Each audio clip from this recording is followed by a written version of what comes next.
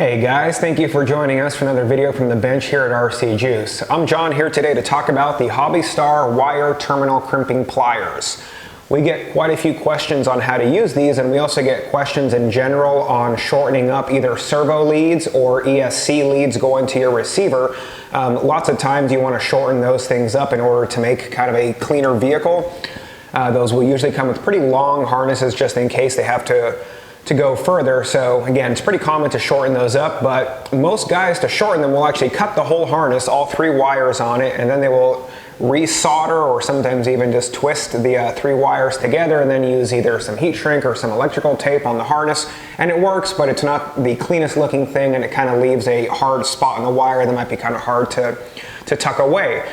So the best way to do it is to actually shorten up the wire itself. In order to do that, you need to put some new little terminals onto it to put it into that little Futaba or JR style plug on the end of it. Again, there seem to be a lot of questions about that, so we're just going to show you how to do that and how to use these pliers. So with that, we're going to pull in the camera here and show you guys how it's done. Alright guys, so here we have the HobbyStar wire terminal crimping pliers. These things are a very high quality plier. They're nice, heavy duty. They have a very nice tight operation to them, no free play or anything in them. They've got a nice stainless jaw with 4 different sizes of crimping surfaces on them. You can do anywhere from 18 to 28 gauge wire, so for this style of connector, it's going to cover all your bases. One of the real nice things about these is that they have a ratcheting operation to them, which we're going to show you when we demonstrate these now. Just what this means is that as you tighten them progressively, they will ratchet as you go. The point of this is so that when you put a terminal inside here while you're working with it, you can kind of squeeze it down a little bit and lock it in place so it holds it for you, and then you can feed the wire in from the other side and clamp them down. It's a pretty nice feature. It just makes the whole thing a lot less clumsy. And then once you tighten it all the way, you'll hear one final click and they're released. So that's all there is to these guys. So in your connector kits, you've got both the female housing and the male housing. When we're working with ESC or servo leads, we're going to work with a male housing, which actually houses female terminals inside. Now I'm going to see if I can get the camera to focus here. So these are the terminals that you're going to be working with, and we'll see here, again, if I can get the camera to show this. On the back side of these guys where the wire is going to go, there's kind of like a U shape to it. You can see that in the camera there. And then you'll also see that there is a closed off portion, which is what goes down inside the terminal. This is where the other end of the terminal is going to slide into. And then you have this whole open portion here, which is where we're going to be working, where we're going to put the wire in there. We're going to crimp it onto that surface. So one of the first things that you just want to do is lay some wire next to it, and then you can get an idea of how far down you want to strip it based on that open area on the back connector. So we'll roll that guy around, take off the insulation, and then twist this up. So again, now what we're going to do, we're going to take that U-shaped portion of this and we're going to put it in the appropriate size. For these ones, the second size is ideal. So again, put that U-shaped part on the bottom,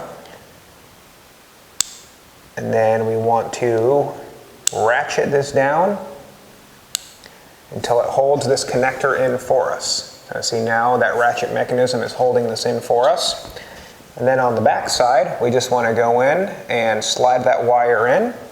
Once it's in place, you press these down all the way. You'll hear that click, let go, and that's it. See, that'll focus, and just that easy, we have our terminal end on there.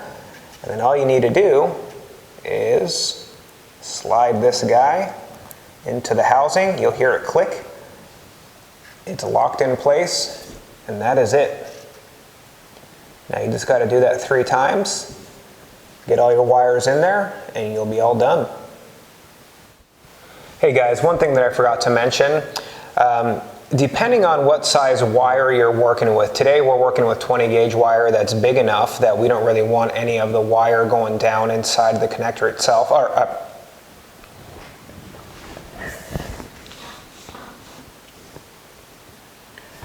One thing that I forgot to mention, guys, today we're working with 20 gauge wire on which the insulation is big enough that we don't actually want any of the insulation down inside the connector itself. There's not really room for it.